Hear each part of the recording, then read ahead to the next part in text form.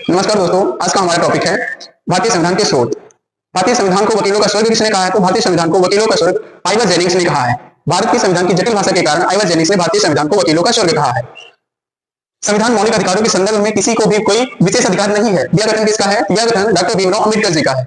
आइए जानते हैं संविधान के स्रोत। संविधान के स्रोतों को दो भागों में बांटा गया है, एक है आंतरिक स्रोत और दूसरा है बाह्य स्रोत। आंतरिक स्रोतों में भारत शासन अधिनियम 1935 को रखा गया है और बाह्य स्रोतों में जो भारत के बाहर के देशों से संविधान में शामिल किया गया है। भारत शासन अधिनियम से क्या शामिल किया गया है? तो पहला है सर्वाधिक योगदान भारत शासन अधिनियम का था। मुख्य स्रोत इसको बोला जाता है। न्यायिक संरचना कहां से शामिल की जाती है? तो भारत शासन अधिनियम 1935 से। लोक सेवा आयोग भारत शासन अधिनियम 1935 से शामिल किया जाता है। प्रशासनिक विवरण और राज्यपाल का कार्यालय भारत शासन अधिनियम 1935 से शामिल किया गया है। बाह्य स्रोतों के बारे में जानते हैं। पहला है ब्रिटेन। ब्रिटेन से हमारे संविधान में क्या शामिल किया गया है? संसदीय प्रणाली, एकल नागरिकता, द्विसदनात्मक प्रक्रिया और विधायी प्रक्रिया, विधि का शासन, मंत्रिमंडलीय व्यवस्था, जितने सारी चीजें जो भारत के संविधान में शामिल की गई है वह ब्रिटेन से शामिल की गई है।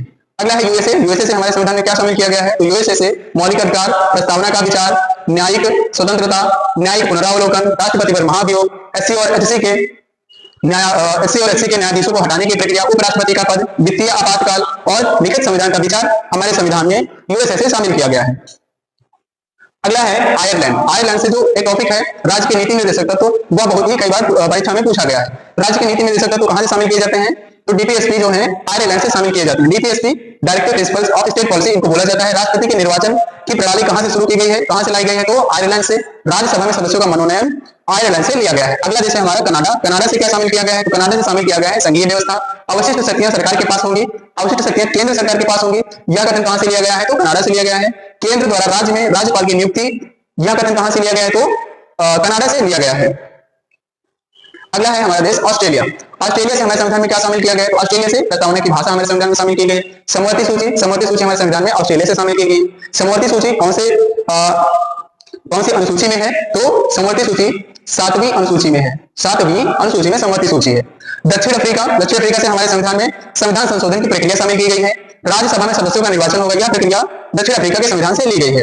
अगला है जर्मनी। जर्मनी से क्या शामिल किया गया है? जर्मनी से शामिल किया गया है आपातकाल में मौलिक अधिकारों का निलंबन। अगला है रूस। रूस से हमारे संविधान में मौलिक कर्तव्य शामिल किए गए हैं। प्रस्तावना में न्याय की विचारधारा रूस से शामिल की गई है। पंचवर्षीय योजना रूस से शामिल की गई है। आगे देखते हैं जापान। जापान से क्या शामिल किया गया है? तो विधि द्वारा स्थापित प्रक्रिया जापान से शामिल की गई है।